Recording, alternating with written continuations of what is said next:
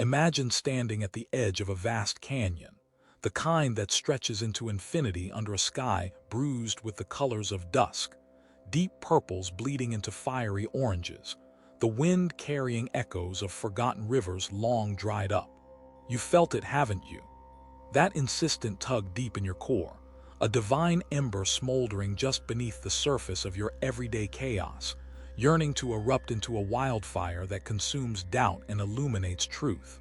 But every time you lean into it, reaching for that higher calling, the relentless grind of life intervenes. The stack of bills on the kitchen table like accusatory fingers, the hollow echo of your bank app mocking your aspirations, the quiet dread of what if that coils around your throat like smoke.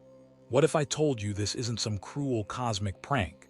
It's not punishment or proof of your unworthiness.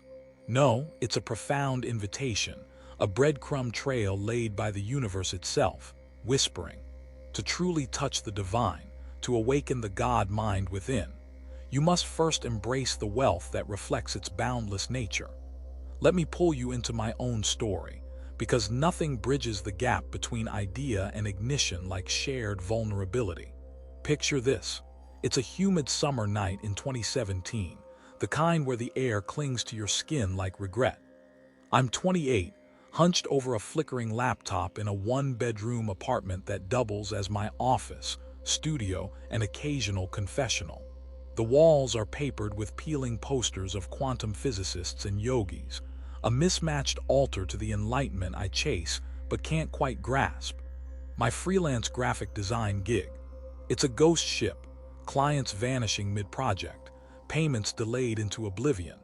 I'm neck-deep in what I smugly termed my enlightened poverty era. I'd inhaled every spiritual tome from the dusty shelves of indie bookstores. Rumi's ecstatic verses on love's annihilation, Ram Dass's gentle nudges toward the eternal now, Eckhart Tolle's dissection of the pain body.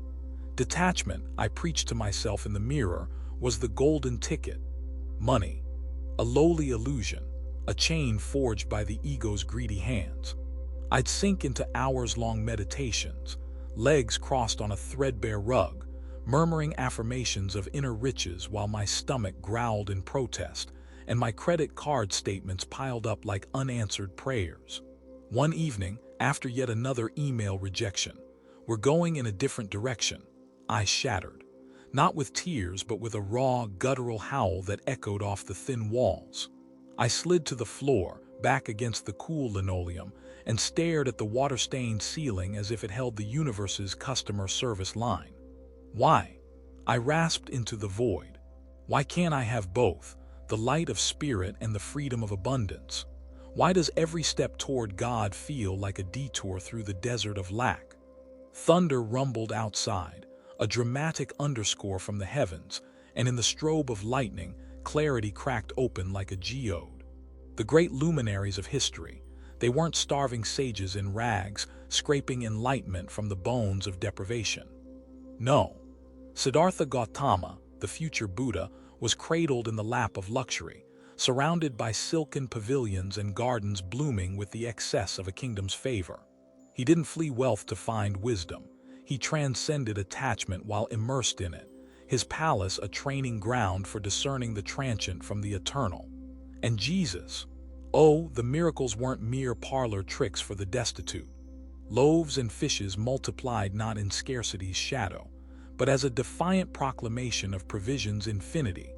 Crowds fed till bellies swelled and hearts overflowed, abundance as the Father's native tongue. Mohammed, peace and blessings upon him, wove his prophetic path from the bustling trade routes of Mecca, where caravans laden with spices and silks mirrored the prosperous Ummah he would build. Krishna, that divine trickster, reveled in opulence, the peacock-feathered lord of Dwarka, his halls echoing with the laughter of gopis and the chime of jeweled anklets, wealth as the playful canvas for cosmic Leela. Even Moses, that reluctant liberator, was no pauper prophet. Rescued from the Nile's cradle, he was reared in the gilded corridors of Pharaoh's court, schooled in the arcane arts of empire, his early years a forge for the authority that would part seas and topple tyrants. These weren't footnotes in their legends, they were foundations. Wealth wasn't the adversary of the soul, it was its mirror, a tangible resonance of the Creator's inexhaustible generosity. Feel that stir in your chest, the subtle rebellion against the narrative you've swallowed whole. But money corrupts, the inner critic hisses, dredging up that twisted biblical echo, the love of money as evil's root. I get it. I weaponize that verse like a shield, justifying my stagnation as sanctity. But let's dismantle this myth not with fiery sermons or feel-good quotes, but with the unyielding precision of science entwined with the poetry of the unseen. Quantum mechanics and mysticism aren't oil and water. They're the warp and weft of reality's grand tapestry, threads pulling taut to reveal the whole. Start here. At the subatomic scale, matter dissolves into mischief. Particles aren't obedient dots. They're probabilistic waves, flirtatious potentials dancing in sewer position until your consciousness, your sacred observer, collapses them into the concrete. The double-slit experiment. It's not lab trivia. It's life's blueprint. Shine light through slits and it behaves as particles when watched, waves when ignored. Your attention, your intent shapes the show. Now transpose this to the ledger of life. Money isn't inert, crumpled bills or binary code in a bank's vault. It's a vibrant current, a river of value sculpted by collective human longing. And longing, it's emotion's raw ore, refined in the fires of need and joy. Every transaction pulses with feeling. The adrenaline spike of sealing a deal, the serene gratitude of a parent's grocery run, the electric thrill of gifting a dream gadget. Value isn't abstract. It's effective alchemy, emotion transmuted into exchange. Envision your inner world as a vast, subterranean river system, emotions carving channels through the bedrock of your being. In the throes of survival mode, that evolutionary relic where the sympathetic nervous system hijacks the wheel, flooding you with cortisol and anchoring you to the basal ganglia's primal drumbeat. You're not navigating, you're blockaded. Fears fossilize into fixed beliefs. Money slips through my fingers like sand.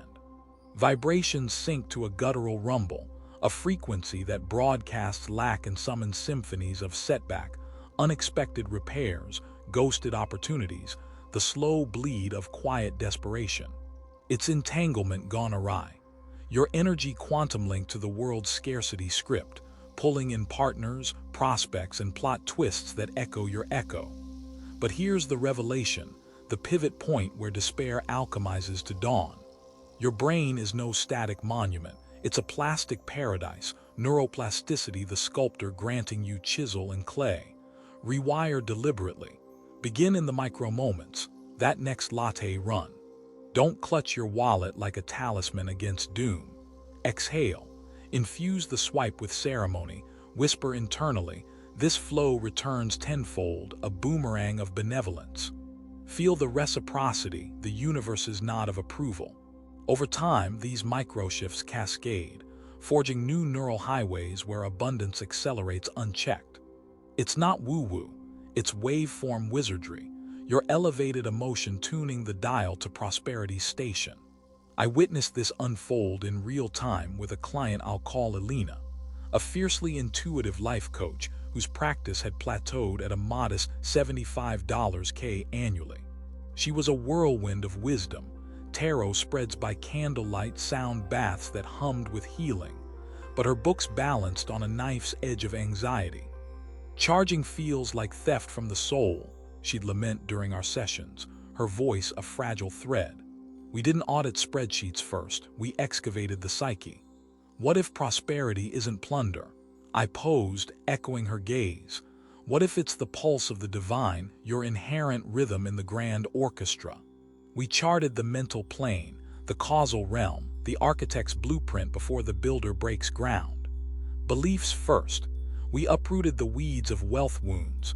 Childhood whispers of money doesn't grow on trees, religious refrains painting riches as rags for the righteous. Replaced with affirmations rooted in root truth. I am a conduit for infinite provision. Abundance seeks me as breath seeks lungs. Identity reconstruction.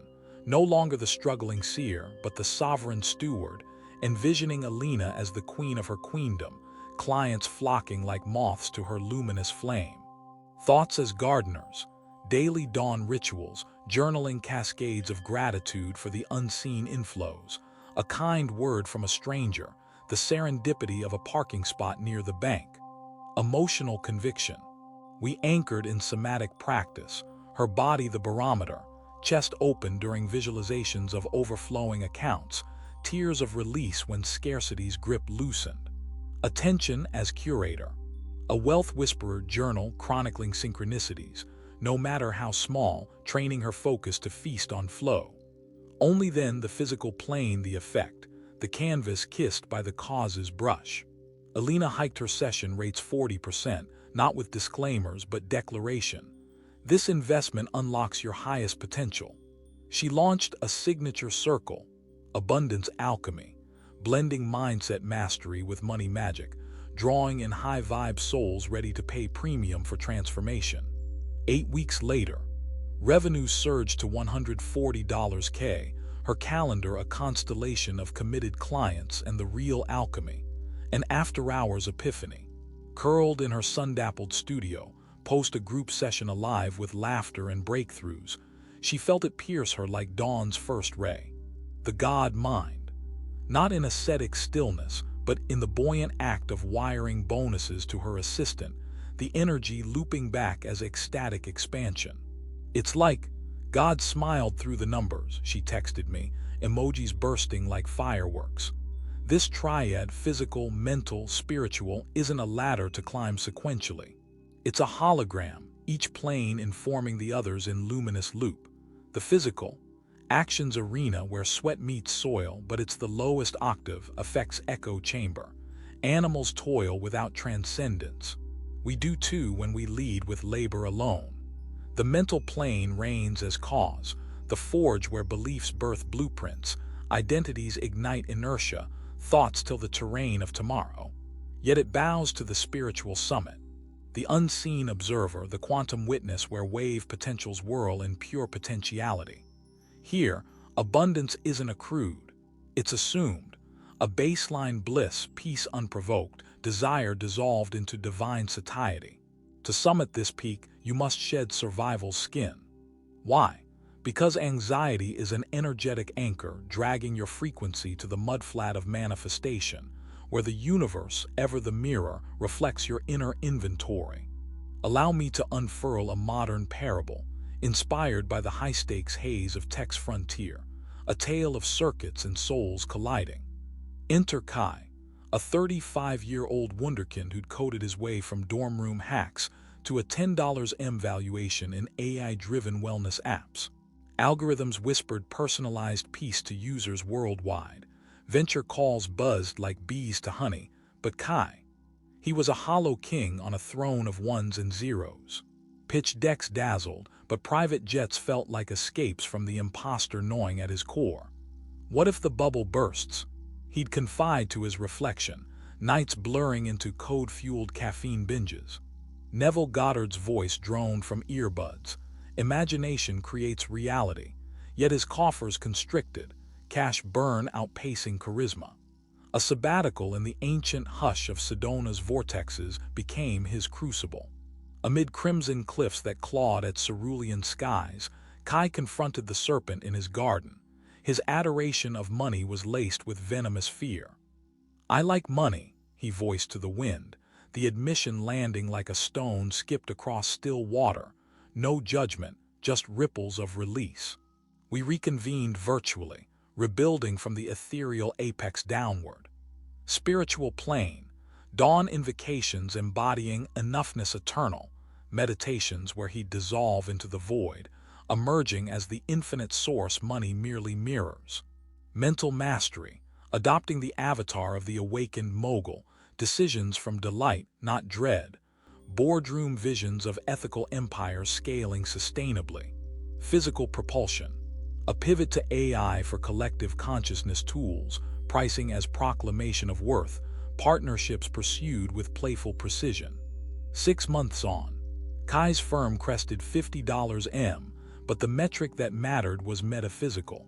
In a sunlit conference room overlooking the bay, as dashboards danced with data streams, he glimpsed it, the God mind unveiling.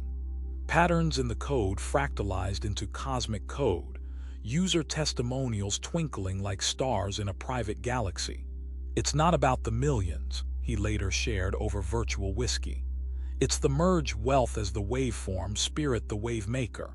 I wasn't chasing, I was becoming.